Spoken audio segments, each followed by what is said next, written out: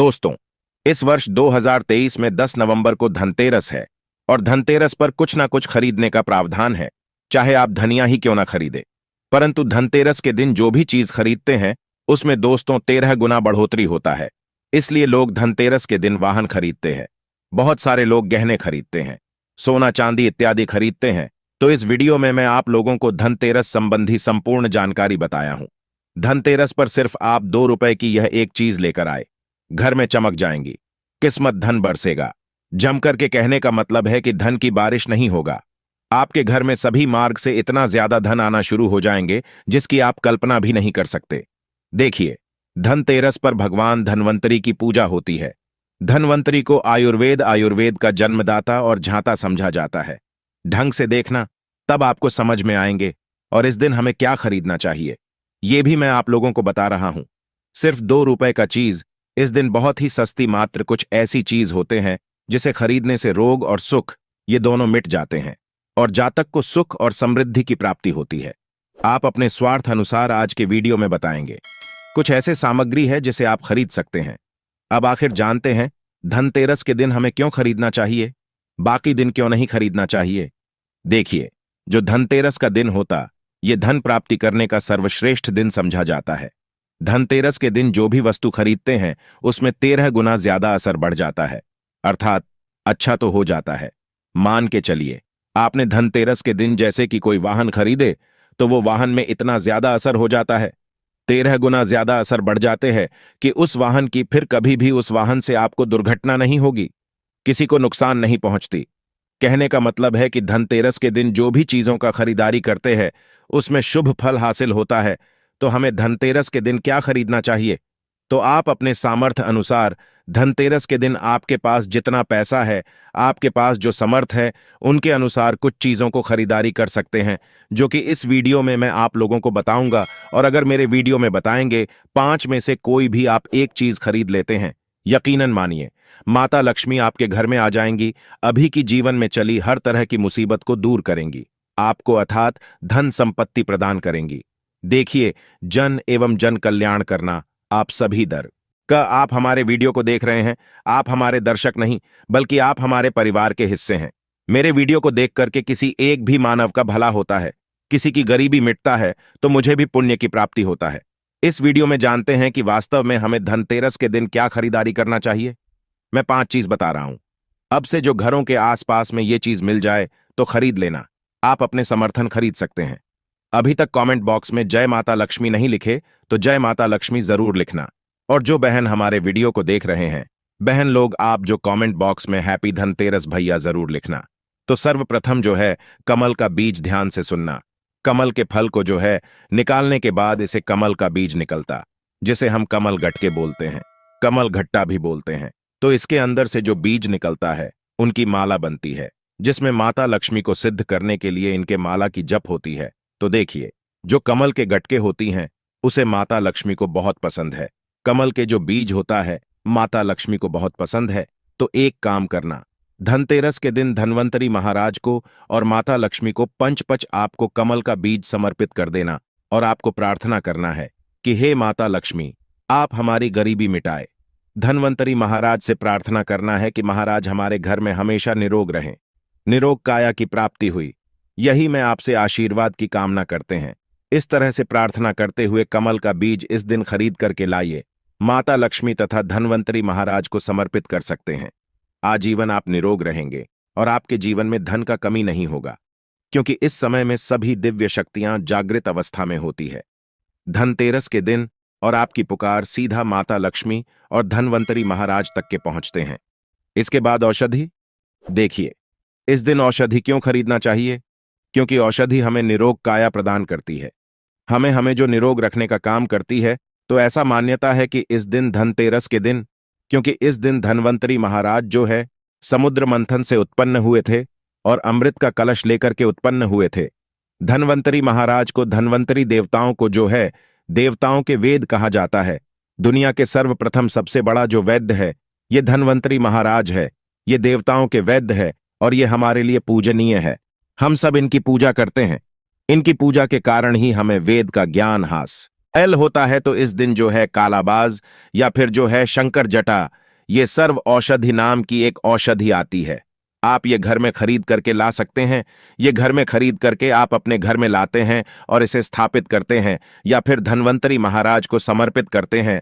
तो जब तक ये औषधि आपके घर में रहेंगे तब तक आपके घर में बिल्कुल ही किसी को रोग नहीं आएगा। और ऐसा भी कहा जाता है इस दिन औषधि खरीद करके लाने के बाद, जैसे कि शंकर झट है, सर्व औषधि आते आप जो इस दिन इंद्रजाल नाम की जो जड़ी आती है वो भी खरीद करके ला सकते हैं। या फिर किसी भी तरह की चमत्कारिक पेड़ पौधे की जो बांधा होती है या फिर चमत्कारिक जो वनस्पतियां होती हैं, ये खरीद करके लाकर धन्वंतरी महाराज को समर्पित करें।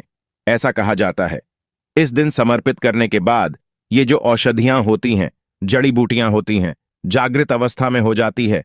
मान के चलिए किसी को लंबे समय से कोई बीमारियां ठीक नहीं हो रहे तो इस दिन समर्पित किया गया।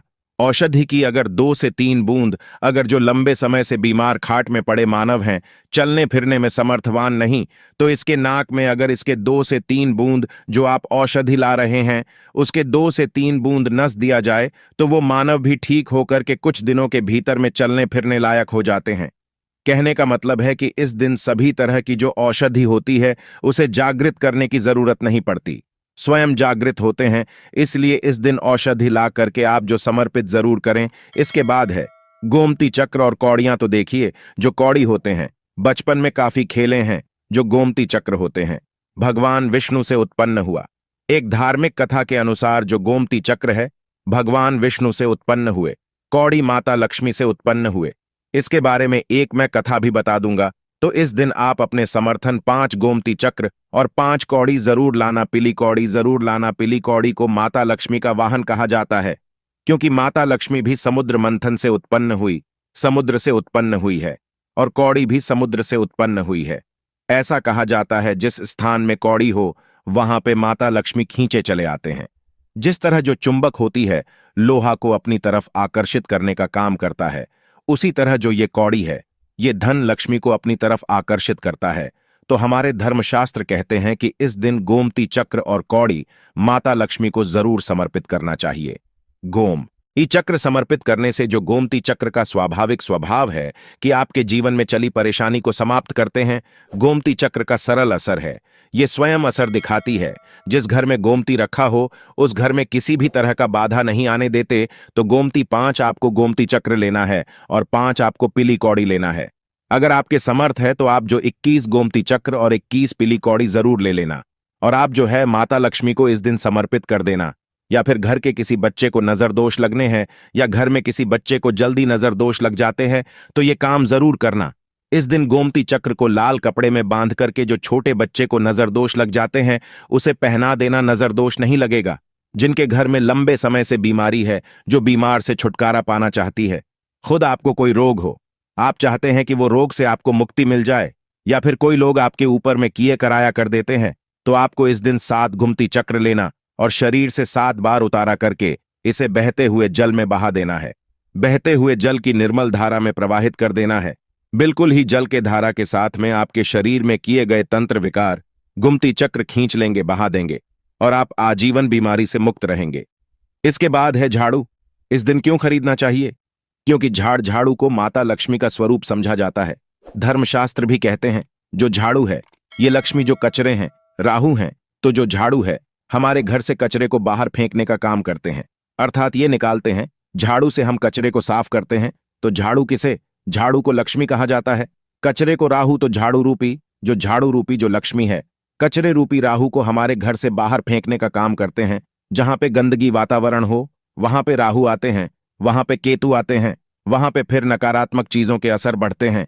इसलिए झाड़ू घर में रखने से झाड़ू को सकारात्मकता ये लाती है।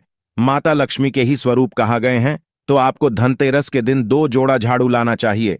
आपको जोड़े के स्वरूप में झाड़ू लाना चाहिए और इसे लाकर के जैसे देवी माता लक्ष्मी की आप पूजा करते हैं उसी तरह झाड़ू की भी पूजा करना है। और इसे आपको प्रार्थना करना है कि हे माता लक्ष्मी, अब के कृपा से हमारे घर में पूरे साल, पूरे वर्ष भर अन्न की कमी ना हो। इस तरह से प्रार्थना करना है। झाड़ू को माता लक्ष्मी का स्वरूप आपको मानना है। झाड़ू माता लक्ष्मी के ही स्वरूप कहेंगे। इसके बाद है धनिया। मैं पिछले वाले वीडियो में भी बताया था, धनिया की जो संबंध होता है सीधा धन की देवी माता लक्ष्मी से। देखिए, आज भी ग्रामीण क्षेत्र में धनतेरस के दिन धनिया बोए जाते हैं। ऐसा समझा जाता है धनतेरस के दिन कोई मानव घर में धनिया खरीद करके लाए और इसे बोते हैं तो ऐसे मानव के जीवन में जैसे जैसे धनिया कार्य में बनना शुरू होते हैं वैसे वैसे ऐसे मानव की जीवन में परेशानी है, चाहे धन संबंधी परेशानी हो, चाहे किसी भी तरह का परेशानी, व परेशानी दूर होता है। जैसे जैसे धनिया का कार्य बढ़ता है वैसे वैसे मानव की अध्यात्म उन्नति होता है। तो कैसा करना होता है? तो आपको मार्केट एक मुट्ठी धनिया खरीद करके लाना है। आप चाहते हो तो 1 किलो भी खरीद करके ला सकते हैं, परंतु उपाय बता रहा हूं। इसमें आपको एक मुट्ठी धनिया चाहिए। एक मुट्ठी धनिया को लाल कलर के वस्त्र में आपको डाल देना है और इसे माता लक्ष्मी के श्री चरणों में समर्पित कर देना है। आपको प्रार्थना करने की, माता इस धनिया से हमारा दुर्भाग्य दूर हो। इस तरह से प्रार्थना करते हुए कुछ धनिया आपको अपने घर के मसाले में डाल देना है पीस करके, और कुछ धनिया को आपको जो है जमीन में धो देना है। जैसे जैसे धनिया उगना शुरू होंगे वैसे वैसे प्रगति होना शुरू हो जाते हैं। फिर ये लगाए हुए धनिया को, जो कच्चे धनिया होता है, आपको इसे आप जो सब्जी के रूप में आप इसका उपाय कर सकते हैं। आप इसे खाना चटनी में भी बना करके आप इसे खा सकते हैं। जैसे जैसे आप इसे खाना शुरू करेंगे जैसे जैसे आपके जीवन में अध्यात्म उन्नति होना शुरू हो जाते हैं। देखिए, हम 5 उपाय बताएं, सबसे सरल उपाय बताए हैं। जिस उपाय से आपका भला होगा, आपका कल्याण होगा, तो आप अपने अनुसार 5 में से कोई भी एक वस्तु अपने घर में जरूर खरीद करके लाइए। आपके अध्यात्म होगा। यह वीडियो कैसा लगा हमें कमेंट सेक्शन में जरूर बताना, और माता लक्ष्मी की कसम है, अगर अभी तक वीडियो को लाइक नहीं किया तो वीडियो को लाइक कर चैनल को सब्सक्राइब जरूर करना। कमेंट बॉक्स में जय माता लक्ष्मी जरूर लिखना। हमें भी हर समय हमें भी उल्लास होता है। आप सभी दर्शकों इस तरह अच्छी अच्छी जानकारी बताते हैं तो हमें भी पुण्य की प्राप्ति हो। और इस वीडियो को अपने तक सीमित मत रखना। आप जो इस वीडियो को, जैसे आप सभी को भी जानकारी हासिल हो सकता है, आप इस वीडियो को आगे शेयर करें तो उन्हें भी ये जानकारी हासिल होगा। आप जो किसी को वीडियो आगे शेयर करेंगे तो जानकारी किसी की जिंदगी को बर्बाद होने से बचा सकता है, किसी के लिए अमृत जैसा हो सकता है। तो जनहित एवं जन कल्याण के लिए वीडियो को आगे जरूर शेयर करिएगा। आज की जानकारी को मैं समाप्त करता हूं। दर्शकों, वीडियो देखने के लिए धन्यवाद। नमस्कार। जय श्री राम।